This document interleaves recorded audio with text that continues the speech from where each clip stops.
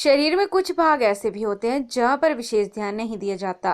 इससे कई विकार उत्पन्न हो जाते हैं। इसलिए शरीर के प्रत्येक अंग को ठीक रखने के लिए योग बहुत जरूरी है। जी हाँ, योग के द्वारा हम आंतरिक और बाह्य रूप से शरीर को स्वस्थ रख सकते हैं। अजय शर्मा ने बताया कि योग में अर्ध तितली आसन एक ऐसा आसन है जिसके द्वारा जांघों और कूल्हों को मजबूत बनाया जा सकता है। कूल्हों की रक्त संचार प्रणाली यदि ठीक नहीं है तो टांगों में सुनपन आने लग जाता है। इसलिए इस अंग में सुधार लाना बहुत जरूरी है। इस आसन को करने के लिए सबसे पहले एक टांग को मोड़कर दूसरी टांग पर इस प्रकार रखें कि थाई पार्ट व हिप्स पर खिंचाव पड़े। इस क्रिया को 10 बार करें, फिर दूसरी टांग से भी यही क्रिया दोहराएं। अजय शर्मा ने बताया कि आसन बहुत ही अच्छा आसन है। इस आसन को सभी उम्र के व्यक्ति कर सकते हैं। शरीर के रक्त संचार सिस्टम को ठीक रखने के लिए आसन बहुत महत्वपूर्ण है। इसका अभ्यास जरूर करना चाहिए। नमस्कार, आज हम लगाएंगे अर्ध तितली आसन।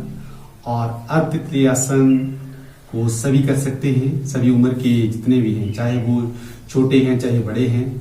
इस आसन को करने से हमें जो लाभ मिलता है वो हमारे जो कूल्हे हैं, अंदर की तरफ को कूल्हे हैं, वहां से जब हम इस आसन को करते हैं तो वहां पर रक्त संचार संपूर्णतः होने लगता है।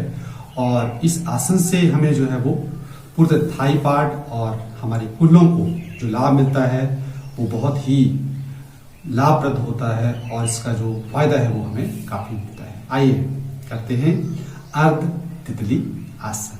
करना कैसे है, सबसे पहले मेरे साथ आप इस पोजीशन में आ जाइए।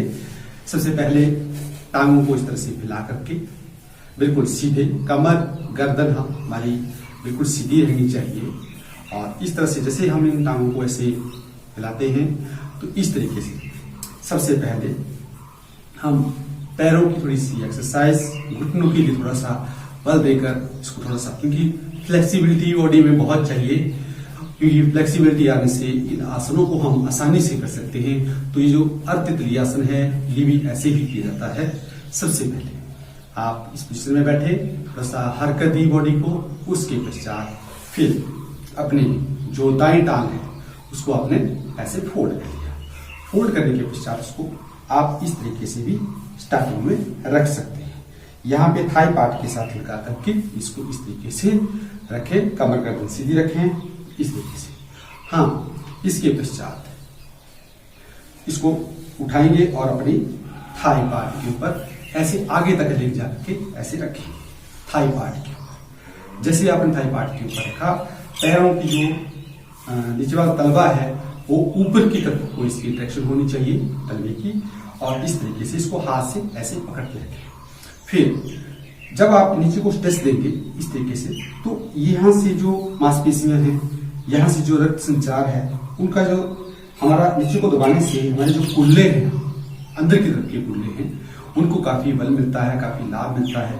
तो इसको करना कैसे है, मेरे साथ काउंटिंग के साथ करेंगे।